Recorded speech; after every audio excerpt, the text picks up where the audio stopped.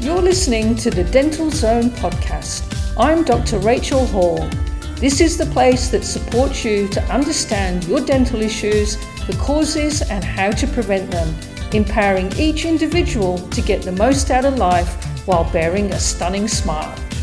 Hello, I'm Dr. Rachel Hall, holistic dentist from Brisbane, Australia. Find out more, holisticdentistry.au. This is the Dental Zone podcast, and today we're going to be talking about gum disease and how to prevent and cure it, and how you can address lifestyle issues like diet, nutrition, and stress levels to help stop gum disease from killing you. How to stop your gums from killing you. And the traditional advice for the prevention of gum disease is that you floss and you brush, and you do that twice a day. You use a good mouth rinse, and you see your dentist 2 times a year. And look, I know you've heard that before. It's really quite common sense, and it is good advice. But really, it's only part of the equation. So I'm always asking myself, seeing as gum disease and your health, your systemic health are linked, is this advice enough?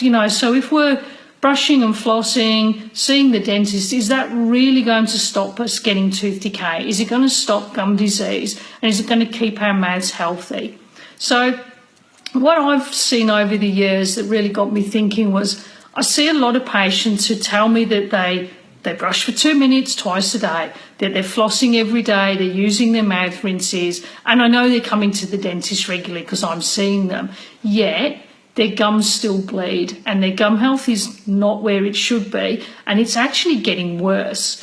So you ask yourself as the dentist, well, are they really bad at cleaning their teeth and they're just not doing a good enough job? Do they not really comprehend how long 2 minutes is? Do they think that they're doing it more than they are? Or is there something missing? Are they lying to me? Or is there something more that they should be doing and more advice that we can be giving them? And look, it is very disappointing for us as people when we know we're doing all the right things, yet it doesn't seem to be working. And you go from one dentist to another and they keep saying to you, you're not brushing enough, you're not flossing enough. And you think, well, how much more can I spend cleaning my mouth and still not see the results? Well, this is where we're not focusing on the bigger picture.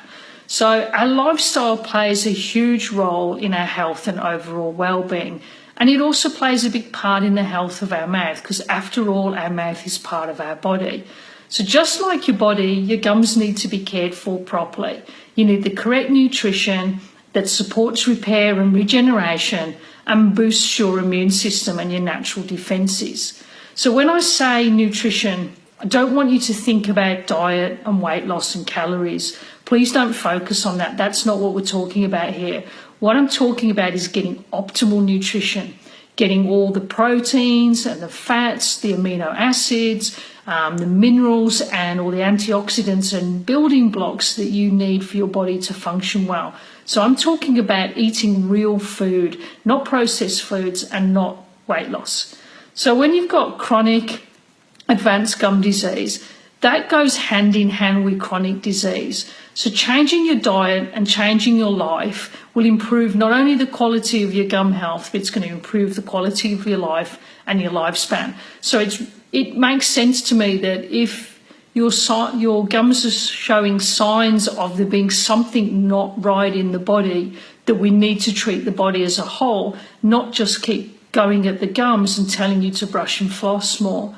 So when your gums bleed, when you're brushing or you're flossing, this is a red alert. It's actually a warning sign that you have a bacterial disease in your mouth, and it's showing you that there's inflammation.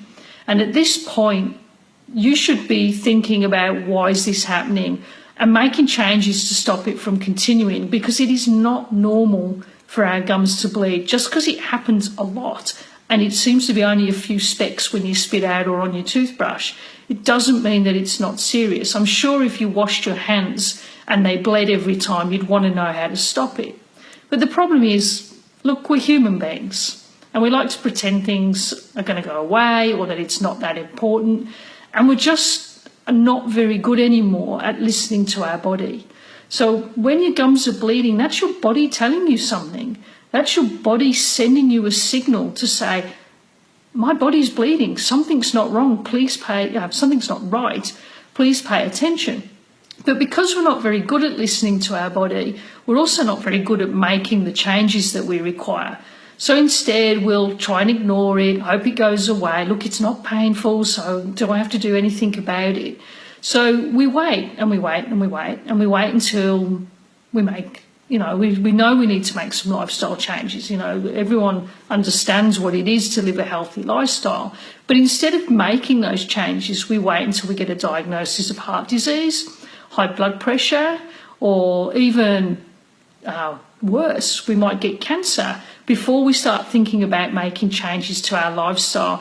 We ignore things until they get bad. We wait until we get a diagnosis of something like heart disease or cancer before we stop. And we go, hang on, how have I been living? What's been going on? What's my body trying to tell me here, and what changes can I make? But these conditions like heart disease and high blood pressure, diabetes, and even cancers are actually linked to gum disease. So those bleeding gums, they're saying to you, look, hey, come on, listen up. This is an early warning sign that your body is not healthy and that worse things are about to follow if you don't start paying attention and do something about it. So, could you make some changes? Could you stop putting toxins into your body and start putting the nutrients in that you need instead? Well, there are many things that we can do. There are things that we are doing that activate bacteria that cause gum disease and tooth decay. So if we eat sugar, we're going to get tooth decay. If we have poor nutrition, we don't sleep well, we don't get enough exercise, then our bodies are going to suffer. So if we can keep a balance between the good and the bad bacteria in the mouth, then we won't get tooth decay or gum disease. It's that simple.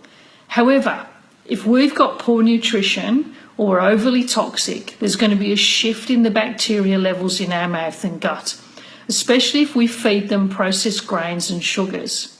So this means we get an increase in the decay bacteria and the bacteria that cause gum disease. Now, this bacteria that causes the gum disease doesn't just affect your gums, it actually spreads into your blood and it circulates through the body and creates systemic disease. And we have a saying that if you've got inflammation anywhere, you have inflammation everywhere. So bleeding gums is a sign that your gums are inflamed, and that inflammation is circulating around your body and causing other precursors for disease. So dentistry will focus on fixing things, on treating disease, often without asking why you're having these issues or getting to the underlying cause. And sadly, in medicine and in dentistry, there is very little money in teaching you how to stay healthy. So the focus is on treating your illness, not preventing you from getting it, which is actually costing us billions of dollars in health, lost productivity, medications, pharmaceuticals, hospital admissions, surgeries, etc. It just doesn't make sense to me that we don't focus on preventive care. So one of my things is I want to help you stop and prevent your dental disease so your mouth stays healthy. So I want to be able to remove and treat any active disease that you have when I first see you, get your mouth back in a state of health and help you maintain it that way. So can we as dentists and dental professionals teach you what you need to stay healthy? Well, of course we can. I can show you how to care for your mouth. I can teach you what foods support you to prevent gum disease and tooth decay and improve your overall health. The problem is, if I'm spending time doing that, I can't really bill you for it according to the health funds and insurance companies. But as a holistic practice, we want to spend more time with you and we want to help you get back on track. So we're always looking at ways we can do that. And this is one of the reasons I'm doing Facebook Lives, is so we can get this information out there that we don't have time to share with you when you're at the office. I want to say hello to Joe for joining us. I want to say hello to Yasmin for still being here. Everyone who's joining live, thank you very much for popping on. Really love seeing you all here. If you've got any questions or any comments, please feel free to type them in and I'll answer them live while I'm on air. So, yes, we can teach you how to stay healthy. We can teach you how to look after your mouth. We can teach you how to eat to support you to not have gum disease and tooth decay, which will also help improve your health. So, as I've said, bleeding gums and systemic health go hand in hand. If your gums are unhealthy, you have a gum infection, and that needs to be addressed. Otherwise, you're going to have this active chronic disease that spreads into your bloodstream without you having to do anything. It's just happening. But when you chew, you talk, you brush your teeth, you're going to be putting pressure on the teeth and the gums, and you're forcing more bacteria into the body by stimulating the blood circulation around your teeth. And I want to ask a question, and I want to ask, why is it that dentists think it's okay for you to have bleeding gums? So why do we say, and I'm talking we as people, but even including dentists, why do we say it's okay, it's only bleeding a little bit, it's not that bad? Why do we think it's normal that our gums bleed when we brush? Because I'm telling you now, it is not. Your gums should not bleed. So imagine you took that nail brush and you scrubbed your nails. You're giving your hands a good clean, scrubbing around your fingernails, and blood started to come out from under your nails. Would you be alarmed? Would you be worried, concerned? Would you want to know how to make it stop? Of course you would. So why do we not react the same way when it comes to our gums? Why are we not thinking, oh my God, my gums are bleeding? We should be on the phone straight away to the dental office. My gums are bleeding, what should I do? They are not supposed to bleed. It's a signal that something is wrong. And your dentist should never, ever tell you it's okay that your gums are bleeding a little bit. I would just be horrified to hear that, because it's not normal, it's not healthy. So this is crazy, because those bleeding gums are telling you you have active disease and an infection that is pouring into your bloodstream. This means you're walking around with a time bomb for systemic disease. There's an infection, there's something going wrong with your gums, and it needs to be treated, and treated properly. So if the dental profession are only doing quick cleanings and not talking about food and lifestyle, they are missing an opportunity to change people's lives for the better, and to help not only prevent tooth decay and gum disease, but life-threatening diseases too. Now, that for me got me past a point in my career where I was sitting there going, there has to be more than just drilling and filling teeth. There has to be more than just telling people they need to brush and floss more. There has to be more we can do to support people.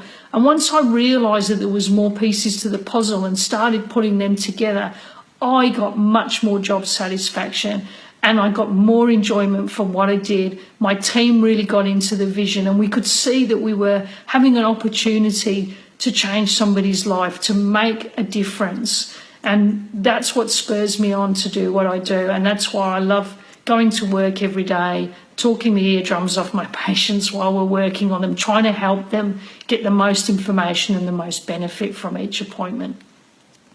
So, your mouth is part of your gut. Now, your gut bacteria help control and support your immune system. Now, if you eat incorrectly, you mess up these bacteria and you increase bad bacteria. And this causes inflammation in the gut, and that inflammation spreads to your bloodstream. It also can cause what's called leaky gut, where it opens up the joins between the cells in the wall of your gut, and it allows food that's partially digested to go out in your bloodstream, which, as you can imagine, isn't a good thing. But the same conditions that alter the balance of your gut bacteria will also affect your oral or mouth bacteria. So this change in the gut and the mouth bacteria balance, it can be reversed. It can be reversed by eating more nutrient-dense and anti-inflammatory foods. Foods like fresh vegetables, meat and fish, and by avoiding processed grains and sugars and those processed seed oils as well, because that's not how nature intended us to eat them. So healthy living can and does make a huge difference to your health.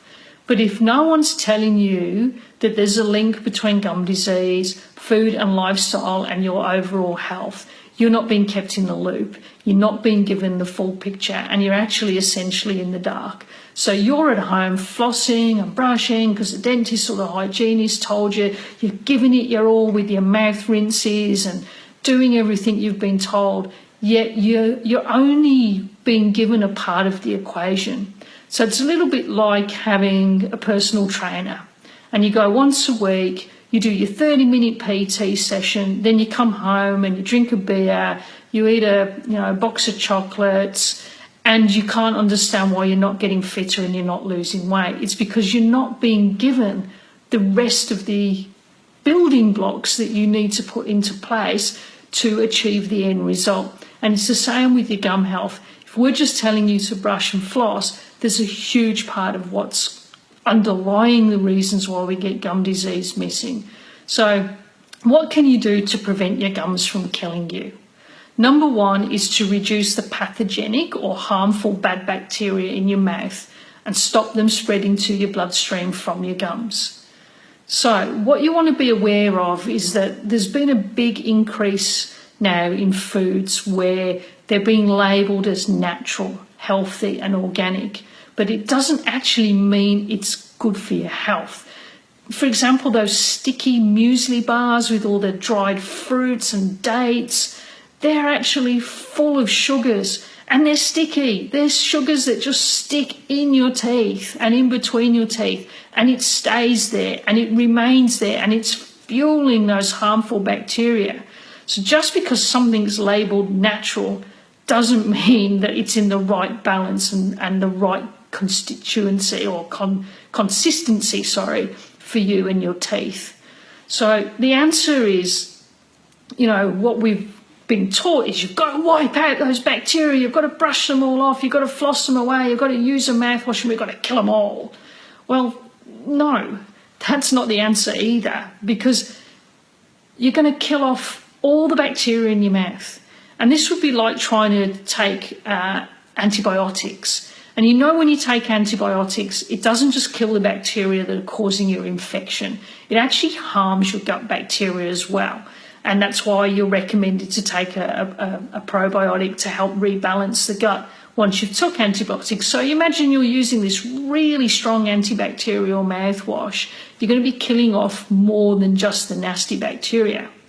So in normal dental plaque, there are actually healthy species of bacteria there, and they're there to help protect you and your gums. They provide a way to neutralise acidity in your mouth and fight the pathogenic bad bacteria. And they also help supply nutrients that help remineralise your teeth when they come into contact with sugars and acids. So it helps to remineralise your teeth with the minerals from your saliva. So the problem only arises when your dental plaque, the bacteria that naturally live in your mouth, become unhealthy because you're feeding it every time you eat with sugars in your diet at every meal and every snack. That's going to alter the balance of the good and the bad bacteria, and that's going to lead to a build-up of plaque and the nasty type of plaque that's going to attack your teeth and gums. So the key is not to remove all the plaque, but to reduce the bad bacteria and remove the build-up that will cause damage to your gum health. Now, we need to dislodge the unhealthy bacteria, and we need to do that by brushing and flossing. But we also need to suppress bad bacteria by eating foods that keep them under control. So this is fresh fruit, vegetables that contain nitrates, so that's green leafies. When you eat nitrates, what happens is the bacteria that are living in your mouth, and especially those on your tongue, they convert the nitrates to nitrites, which when you swallow them, convert to nitric oxide. And that's going to help you manage your blood pressure. And it also is a natural anti-inflammatory, and it helps maintain your cardiovascular health and your gum health. So we need to eat lots of plants to improve and support our health and good bacteria. So as I said before, it's also not a good idea to use a mouthwash that's going to kill all your mouth bacteria. You need to use a mouth rinse that supports the balance of the mouth bacteria to protect you to stay healthy, to combat tooth decay and gum disease and prolong your life. So if you've got one of those mouthwashes that you're just, it's burning, you can hardly hold it in, you've got to spit it out, that's probably a little bit too aggressive, and I would just maybe use it as toilet cleaner rather than washing it around your mouth, because it doesn't really belong there. Also, if you're using a mouthwash, look for one that's alcohol free, because using alcohol on a regular basis to rinse around your mouth is going to dry out your mouth and reduce your saliva flow. It's also been shown that it can cause cancer, so I'm really strongly urging you to use an alcohol-free mouthwash. Look for something that's more natural, has essential oils and antibacterials and anti-inflammatory agents. So to keep your mouth healthy, what can you do? You can change your diet, you can change your oral hygiene, and you can use products that are going to support your health and well-being. So we've talked about brushing and flossing, how important that is. We talked about diet, and talked about that it's not normal for your gums to bleed, and bleeding gums is actually a sign that something is wrong, that you have a bacterial infection that's spreading around the rest of your body and causing inflammation in your mouth and elsewhere, and how that's linked to heart disease, high blood pressure, and even types of cancers and diabetes. So to keep your mouth healthy, what are you going to do? So you need to remove the unhealthy dental plaque by brushing into the gum space, and that's where your gum joins your tooth. Now, if you can get your toothbrush at about a 45-degree angle into that space, you're going to be removing the bacteria that are sitting in that little crevice, a little bit like cleaning under your fingernails, and you won't be harming the gums. So you also need to clean in between the teeth, and you need to do that with floss and incidental brushes. And they're like a little bottle brush that you work in between the teeth. You also need to clean your tongue. A lot of the bacteria that are responsible for tooth decay and gum disease will harbour on the tongue. So you need to use a proper tongue scraper. You get that as far back onto the tongue as possible, to that place that it does actually make you want to gag a bit. Then scrape forward from there several times to clean the bacteria and build up off your tongue. Now, at first, when you use a tongue scraper, your tongue doesn't like it very much, and you can feel like, I'm going to throw up in the sink, and it can put you off. The key is not to go too far back for the first few times, is to just gradually go a little bit further and further and train your tongue to get used to it. And eventually you can get quite a way back and you can clean that build-up off the tongue, and it's going to keep your mouth nice and healthy and fresh. And it actually helps your tongue detox. The real key to keeping your mouth healthy is to eat the right foods, not eat the wrong foods. The most damaging foods are free sugars, which are added to foods. Fruit juice concentrate, which is actually just concentrated sugar with no fibre and no goodness. So I'm not a fan of fruit juice. You don't get the goodness that you get from fruit. So if you want something, have an apple, have an orange, eat it as nature delivered it.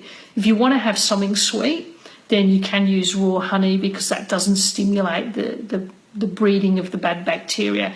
But don't heat it, because once you heat raw honey, it kills its natural biological activity, because it's actually antibacterial, and you want to keep it in its natural form so that it helps support health. You can also use coconut oil on your gums. That is antibacterial, but I'm not a big fan of you swooshing it around for too long, because once you overdo it, you can actually start killing off the bad bacteria. So what foods am I recommending here? Let's make it really clear. So lots of leafy green vegetables, nuts and seeds, meat and fish, and that's pretty much it, really. So I want you to avoid things like processed grains, so that's bread, crackers, pastas, rice, and they're very highly inflammatory to your gut and to your mouth. And those types of food are going to lead to poor gum health and loss of bone structure. Hey Harold, nice to have you here from Germany. Thanks for joining. Must be pretty early in the morning there. I want you to eat fish like sardines, shellfish, foods that are high in vitamin C like citrus and broccoli or broccoli, depending on how you like to say it. Your berries, which have lots of antioxidants in, and get some vitamin D. And the best way to get that is to have some sun exposure without sunblock. The key is not to get burnt. So it's working out, like for me, I'm quite fair. I live in a hot country where the sun's very intense. And, so if I get half an hour early morning, late afternoon, I'm not going to burn and I'm going to get my vitamin D. You've got to work out what works for you. Now, vitamin D is crucial for your overall health and dental health. Now, if you're a bit worried about getting out in the sun, you can take cod liver oil. You can eat free-range eggs because the yolks there are a good source of vitamin D. You're also going to need to eat lots of antioxidant foods. And again, this comes from vegetables and berries. You need your healthy fibre, and you'll get that from the fruits and vegetables. So you want to be eating real food, as clean and as organic as you can, to reduce chemical exposure and to get the nutrients that you need. Now, if you do have gum disease, eating's going to help, but it's not going to fix everything. We've got to clear away that nasty build-up of bacteria that's around the gum lines and under the gum surfaces. So to treat that infection, that needs to be taken care of by the dentist and the dental hygienist.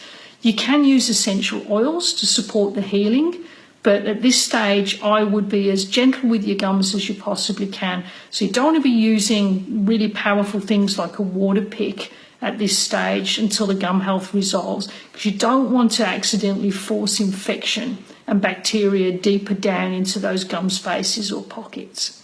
Now, I'm also a big fan of recommending supplements like vitamin C and CoQ10, because they're going to support healing. They're not going to treat the disease, because, as I said, you've got to remove the plaque bacteria and get rid of that harmful bad bacteria and get the balance right in the mouth. And you need to help do that by re-establishing proper diet.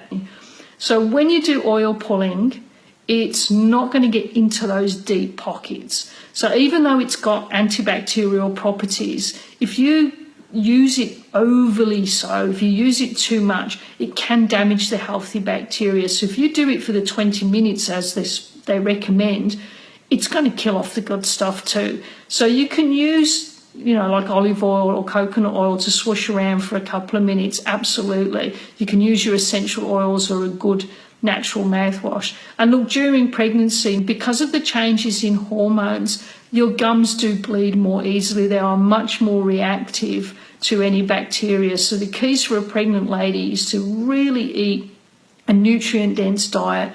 Make sure you're taking really good care of yourself and you're seeing your dentist and your hygienist regularly during your pregnancy, so that any build-up is cleared away from the gums very quickly and they don't progress into active disease. The good thing is that once you've had baby and your hormones settle back down, the gum health will quickly resolve, as long as there hasn't been a lot of damage because you haven't maintained your care. Oil pulling's not going to get into those deep pockets. We, as dental professionals, need to get into those deep pockets for you. We need to clear out the build-up, allow the gums to tighten back up around your teeth, reduce the inflammation, and then help you to keep that way. So the aim is to allow the healthy bacteria to do their job by creating an environment where they can thrive. And this comes from our lifestyle and our oral care habits. So the aim in treating gum disease is to allow the healthy bacteria to do their job, create that environment where they're going to thrive. And we're going to do this through lifestyle changes and good oral care habits. So preventing tooth decay and gum disease and systemic health conditions is possible if you're willing to make the changes required in your diet and switch from processed foods to eating real foods, getting regular sensible sun exposure, reduce your stress and your toxin levels, ensure that you're getting good quality sleep, a nice regular moderate exercise. Exercise doesn't have to be the sort where you just feel completely like you're going to die. A walk, a swim, absolutely fantastic. What's the right movement with the brush? Maybe we can show you a little bit about that.